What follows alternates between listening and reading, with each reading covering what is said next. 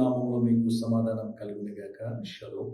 2 కొరింథీయులకు రాసిన పత్రిక 13వ అధ్యాయము 14వ వచనము. పరిశుద్ధాత్మ సహవాసము మీ అందరికీ తోడై ఉండును గాక. బైబిల్లో మనం గమనించినట్లయితే మన దేవుడు పరిశుద్ధుడు. వాక్యం అంటుంది, నేను పరిశుద్ధుని గనుక మీరును పరిశుద్ధులై ఉండుడి. మీరు గమనించండి, ఏదైనా కొత్త ప్రాంతానికి వేరొక వారు వచ్చారంటే తాగుడు అలవాటు ఉన్నవారు తాగుబోతులతో తొందరగా స్నేహం చేస్తారు. ఒకవేళ దొంగలు ఎవరైనా ఉన్నారనుకోండి, ఆ ఊర్లో ఎవరు దొంగలు ఉంటారో వీరి సిమ్టమ్స్ వారి సిమ్టమ్స్కి అర్థమైపోతాయి, ఏమో నాకు తెలియదు, కానీ వెంటనే స్నేహం కుదిరిపోద్ది. అయితే గమనించండి ప్రియులారా, ప్రార్థించేటటువంటి వారు, దేవుని కొరకు నీతిగా జీవించేటటువంటి వారు, పరిశుద్ధులతో సహవాసం చేయగలుగుతారు. దేవుడు ఎవరితో ఉంటాడు అంటే, ఎవరైతే ఆయన యందు భయభక్తులు కలిగి పరిశుద్ధంగా ఉండడానికి ప్రయత్నం చేస్తారో వారితో ఉంటాడు.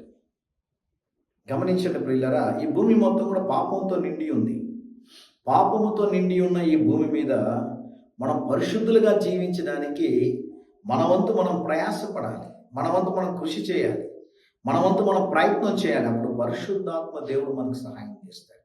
ఒక వ్యక్తి దేవుని ఆత్మచేత నింపబడిన వ్యక్తి అయితే ఆ వ్యక్తి తలపెట్టే కార్యములన్నీ చేయమును అనుగ్రహిస్తాయి. అంత మాత్రమే కాదు, ఆ వ్యక్తి అనేకులకి ఆశీర్వాదకరంగా, దీవెనకరంగా, ఫలభరితమైన జీవితాన్ని కలిగి ఉంటాడు.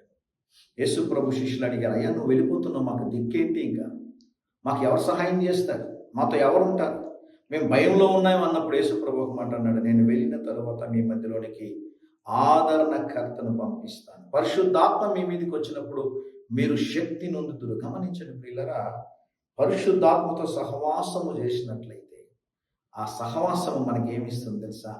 శక్తిని, బలమును, ధైర్యం ఇస్తుంది. తద్వారా మనము దేవుని కొరకు ఘనమైన కార్యములు చేయగలం. మనం ప్రార్థించాలి, ప్రభు నీ శిలువ రక్తం చేత నన్ను కడగండి, నా తలంపుల్ని, నా క్రియల్ని, నా మాటల్ని, నా చూపుల్ని పరిశుద్ధపరచండి, నాతో ఉండండి, నీ ఆత్మచేత నన్ను నింపండి, మీతో సహవాసము చేయాలనుకుంటున్నాను. మీరు చెప్పగలిగితే దేవుడు మిమ్మల్ని పరిశుద్ధపరచి ఆయన మహిమార్థమే మిమ్మల్ని వాడుకును గాక. ఆయన మీకు తోడై ఉండును గాక.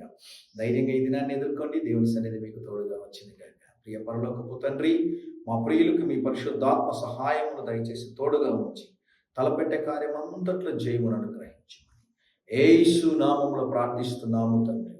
ఆమేన్.